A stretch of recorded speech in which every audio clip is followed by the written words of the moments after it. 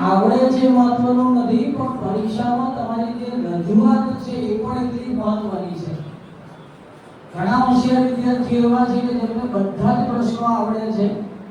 હમણાં વાત થઈ એ પ્રમાણે કે જે ઓપ્શનલ વિકલ્પો છે, મતલબ કહેવાનો કે જો 8 પ્રશ્નો લખવાના છે, આપણે પણ પ્રશ્નો આપણને આપેલા છે 10 કે 12. એ 10-12 માંથી આપણે માત્ર 8 જ લખવાના છે. ઘણી વખત એવું બને છે કે આપણને બધા જ પ્રશ્નો આવડે છે અને આપણે બધા જ પ્રશ્નો લખી દીધા. બરાબર? હમણાં આરબી સોની સાહેબે કહ્યું એ પ્રમાણે કોઈ 6 પ્રશ્નો આવડતા હતા, 6 લખી દીધા, એકચ્યુઅલી લખવાના હતા 3. એ વસ્તુ જુદી હતી. આખી આપણી પરીક્ષાની પરિસ્થિતિ જુદી છે. આપણને 3 કલાકનો સમય આપવામાં આવે છે. દરેક સેક્શનમાંથી આપણે કેટલાક ચોક્કસ પ્રશ્નો લખવાના હોય છે.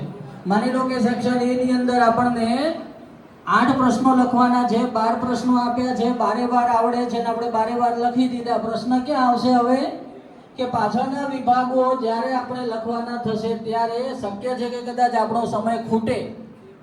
એ સૌથી અગત્યની વાત છે. પહેલા સેક્શનમાં તમે 8 ના બદલે 12 પ્રશ્નો લખી દીધા, બીજામાં 6 લખવાના હતા, 8 આપ્યા છે, બધા જ આવડે છે અને બધા જ લખી દીધા. અને એવું બને કદાચ છેલ્લા સેક્શનમાં આપણે લખવાના છે 4 અને આપણી પાસે માત્ર 2 પ્રશ્નો લખવાનો સમય વધ્યો. તો પેલા જે વધારાના પ્રશ્નો તમે લખ્યા છે એના માર્ક્સ નથી મળવાના, પણ જે અહીંયા રહી ગયા છે એના માર્ક્સ 100% કપાવવાના છે. એ ફાઇનલ છે.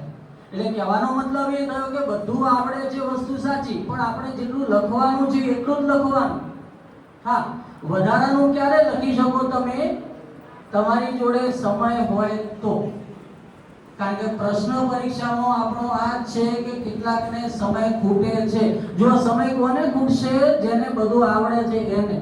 નથી આવડતું એના માટે તો 3 કલાક પણ વધારાના જ છે.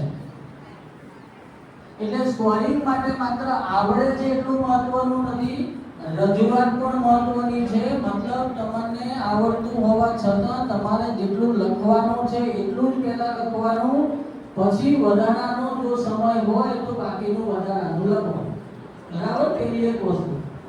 બીજી વસ્તુ, આ પરીક્ષામાં તમે લોકોએ આર્ટ્સ કોમર્સમાં તો જે વિષય શીખ્યામાં તમારે ઉત્તરવી જોઈએ છે એટલે ખ્યાલ હશે, કદાચ તમારું ધ્યાન પણ દોર્યું છે, પણ એક ધ્યાન મારે દોરવાનું છે કે તમે જે મુખ્ય જવાબવાહી છે એના સિવાય જે પુરવણી લો છો એ પુરવણી ઉપર કેટલાક વિદ્યાર્થીઓ કોઈ પણ વિગત લખતા નથી. એવું અમે બીજી પરીક્ષામાં જોયું છે. કોઈ પણ વિગત પુરવણી ઉપર નથી લખતા. ઇવન તમારો નંબર, ધોરણ, વર્ગ કશું જ લખેલું હોતું નથી. ઇવન પુરવણી નંબર તમે નથી લખતા.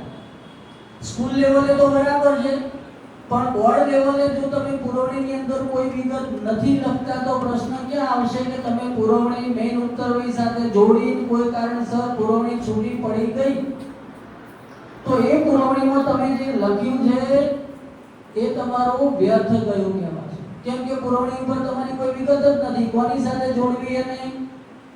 એટલે પુરવણી ઉપરની બધી જ વિગતો તમારે ફરજિયાત લખવાની. આ બીજી વસ્તુ ધ્યાનમાં રાખવી.